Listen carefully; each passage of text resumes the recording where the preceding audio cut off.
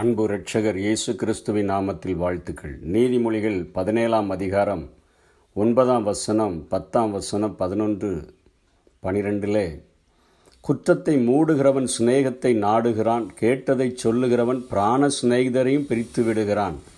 மூடனை 100 அடி அடிப்பதை பார்க்கிலும் புத்திமானை வாயினால் கண்டிப்பதே அதிகமாய் உரைக்கும். துஷ்டன் கலகத்தையே தேடுகிறான், குரூர தூதன் அவனுக்கு விரோதமாக அனுப்பப்படுவான்.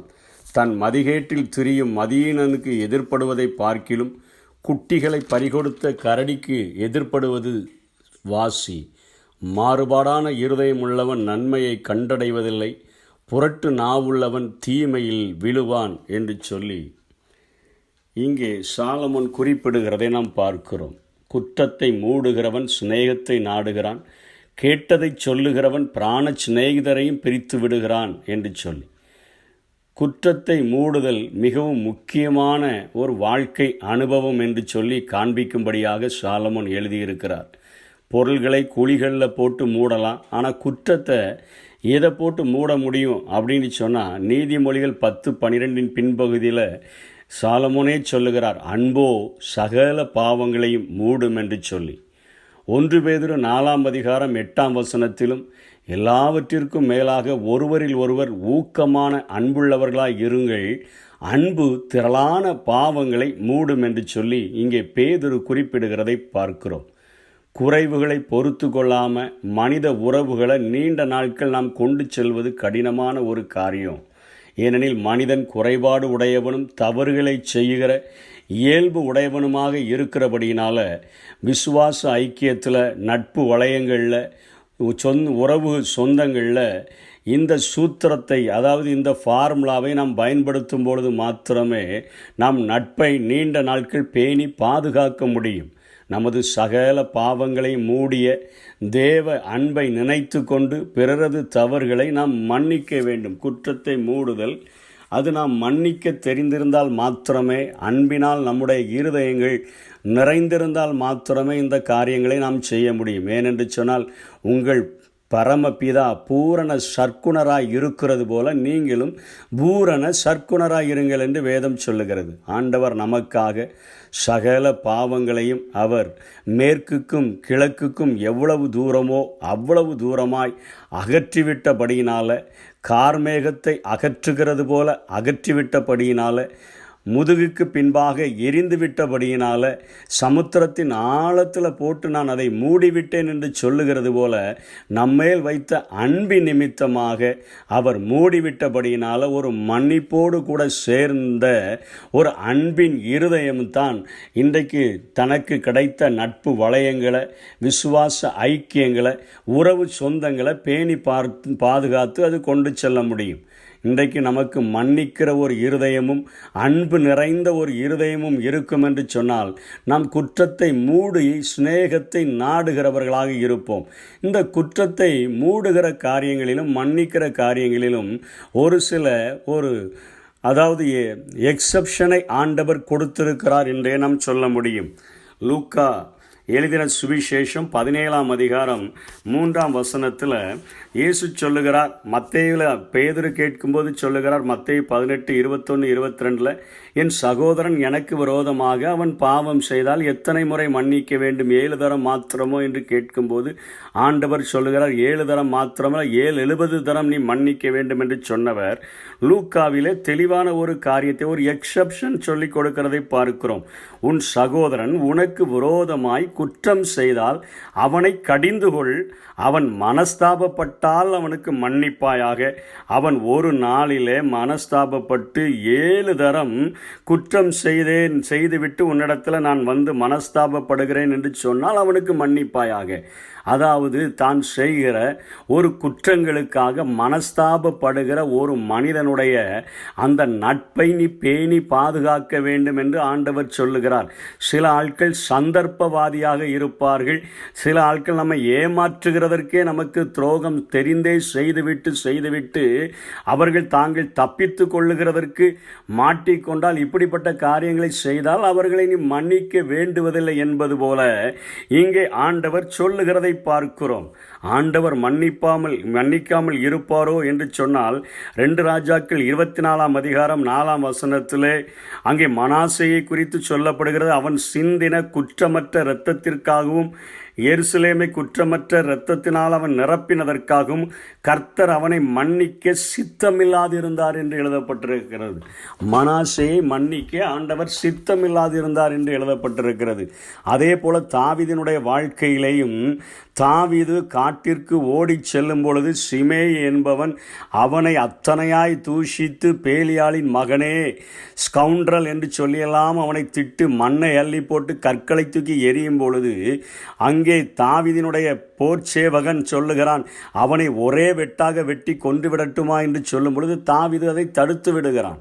வேண்டாம் என்று சொல்லி திரும்ப தாவீது அங்கே அரசாட்சி செய்யும்படியாக திரும்பி வரும்பொழுது இவன் யூத ஜனங்களோடு கூட சேர்ந்து கொண்டு யோசேப்பின் வம்சமாக இருந்தாலும் ஓடிக்கொண்டு தாவீதினுடைய கால்களிலே வந்து விழுகிறான். என்னுடைய குற்றத்திற்காக நீர் என்னை மன்னித்து விடும் என்று சொல்லியெல்லாம் பேசுகிறதை பார்க்கும் பொழுது தாவீதுக்கு தெரிந்து விடுகிறது, இவன் உண்மையாக மனஸ்தாபப்பட்டு மன்னிப்பு கேட்கவில்லை, நான் இப்பொழுது அரசனாய் மாற்றப்பட்டபடியினாலே ஒரு சந்தர்ப்பம் தேடி வந்திருக்கிறான் என்கிற அந்த உள்ளத்தை அறிந்து கொண்டபடியினால அந்த நேரத்திலும் அபிஷாய் கேட்கிறான், இவனை நான் கொன்றுவிட விடலாமா, அபிஷேகம் பண்ணப்பட்டவனை தூஷித்தானே என்று சொல்லும் பொழுது தாவீது அப்பொழுதும் தடுத்து விடுகிறான். இவனை பார்த்து நீ சாவதில்லை என்று ஆணையிட்டு கொடுத்து விடுகிறான். ஆனால் தன்னுடைய கடைசி நாட்களிலே 18 ஆண்டுகள் ஆகியும் சாலோமோனிடத்தில் அவன் ஒரு கட்டளை கொடுத்து விட்டு சென்றான். இப்படிப்பட்ட சிமேயுவை நீ நம்பாதே, அவன் ஒரு சந்தர்ப்பவாதி, சந்தர்ப்பங்களுக்காக இப்படிப்பட்ட காரியங்களை செய்கிறான் என்று சொன்ன பொழுது தாவீது அந்த ஒரு மரித்து 3 ஆண்டுகள் ஆன பின்பு அங்கே முதலிலே சாலோமோன் அவனை கூப்பிட்டு அவனுக்கு ஒரு கட்டளை கொடுக்கிறான். நகர சிறை இருப்பை அவனுக்கு ஏற்படுத்தி கொடுக்கிறான். இந்த பட்டணத்தை விட்டு நீ வெளியே செல்லக்கூடாது, வெளியே செல்கிற நாளிலே நீ சாகவே சாவா என்கிற ஒரு கட்டளையை சிமேயிக்கு கொடுக்கும் பொழுது அவனுக்கு அது சந்தோஷமாக இருந்தது, நம்ம இங்கே வெளியே போக போகிறோன்னு சொல்லி. ஆனால் ஒரு கட்டத்தில் தன்னை விட்டு 2 ஊழியக்காரர்கள் ஓடிவிட்டார்கள் என்று தெரிந்த உடனே இவன் அவர்களை மேல் கோபம் கொண்டு அவர்களை பிடித்து கொண்டு வரும்படியாக அங்கே சென்று அவர்களை பிடித்து இழுத்து கொண்டு வரும் பொழுது சாலமோனிடத்திலிருந்து அழைப்பு வருகிறது. அரண்மனையிலிருந்து அவனுடைய தலையானது வாங்கப்படுகிறது. அவன் செய்த பாவங்கள் மன்னிக்கப்பட்டிருந்தாலும் அவன் சந்தர்ப்பவாதியாக இருந்தபடியினாலே அந்த பாவங்கள் அவனை சுற்றி சுற்றியே வந்து கொண்டிருந்தது. என்றைக்கு அவன் அந்த பட்டணத்தை காலி செய்து வெளியே போயிட்டு வந்தானோ, அங்கே ராஜாவினுடைய கட்டளையை மீறினானோ, அன்றைக்கு அவனுடைய தலை உருண்டு விட்டது என்று வேதத்தில் நாம் பார்க்கிறோம். பேதுரு மனங்கசந்து அழுத பொழுது ஆண்டவர் அந்த கண்ணீரின் அந்த காரியங்களை பார்த்து பேதுருவை மன்னிக்கிறதை நாம் பார்க்கிறோம். அத்தனையாய் வேதத்தில் ஆண்டவராகிய இயேசு ஒரு அழகான ஓமையும் சொல்லி கொடுக்கிறார். ஒரு இளைய குமாரன் அவன் வெளியே சென்று அவன் தன் தகப்பனை விட்டு பிரிந்து சென்றிருக்கிற பொழுது தகப்பனுடைய உள்ளத்திலே அத்தனை அன்பிருந்த போதிலும் கூட, அவனை தேடக்கூடிய அத்தனை செல்வாக்கு பெற்றவனாய் இருந்த போதிலும் கூட, தன் மகன் எங்கே இருக்கிறான் என்று கண்டுபிடிக்கக்கூடிய அத்தனை வாய்ப்புகளையும் பெற்றிருந்தும் கூட அவனுடைய மனஸ்தாபத்திற்காக தகப்பன் காத்திருந்ததை பார்க்கிறோம்.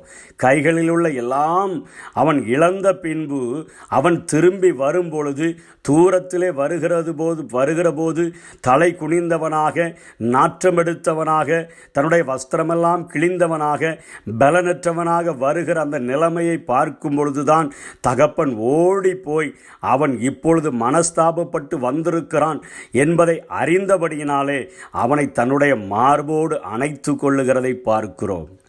இப்படிப்பட்டவர்களுடைய சிநேகத்தை ஆண்டவர் நாடும்படியாக ஆண்டவர் விரும்புகிறார். திரளான பாவங்கள் மூடப்படுமே, திரளான பாவங்களை மன்னிக்க வேண்டுமே. குற்றத்தை மூடுகிறவர்கள் சிநேகத்தை நாடுகிறார்களே. இந்த உலகத்தில் உண்மையாய் பழகுகிறவர்கள், உண்மையாய் நம்மை நேசிக்கிறவர்கள் சில நேரங்களில் அவர்கள் தவறு செய்யும் பொழுது நிச்சயமாக அவர்கள் மனஸ்தாபப்படுவார்கள்.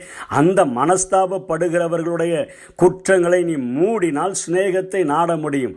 ஆனால் ஒரு சிலர் வேண்டுமென்றே தவறுகளை செய்து சந்தர்ப்பவாதிகளாய் வாழ்ந்தார்கள் என்று சொன்னால் அதிலும் அத்தனை ஜாக்கிரதை உள்ளவர்களாய் இருக்க வேண்டும் என்று வேதம் போதிக்கிறதை பார்க்கிறோம். நாம் புறாவை போல கபடற்றவர்களாகவும் சர்ப்பத்தை போல வினா உள்ளவர்களாகவும் வாழ வேண்டும் என்பதை வேதம் தான் நமக்கு வலியுறுத்தி கூறுகிறது.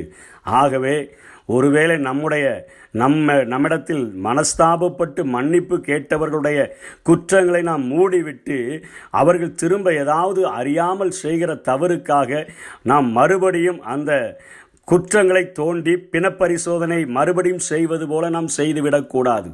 நாம் குற்றத்தை மூடிவிட்டோம் என்று சொன்னால் ஆண்டவராகிய இயேசு கிறிஸ்து நம்முடைய பாவங்களை எத்தனையாய் மூடிவிட்டாரோ அத்தனையாய் மூடிவிட்டு நாம் சிநேகத்தை நாடும் பொழுது நாம் நிச்சயமாக விசுவாச வாழ்க்கையிலே, நட்பு உறவுகளிலே, நம்முடைய சொந்தங்களிலே நாம் நீண்ட நாட்களாக அந்த உறவை பேணி பாதுகாக்க முடியும். சந்தர்ப்பவாதிகளிடத்தில் ஜாக்கிரதையாக இருப்போம். கர்த்தர் தாமே நம்மை ஆசீர்வதிப்பாராக. ஆமென்.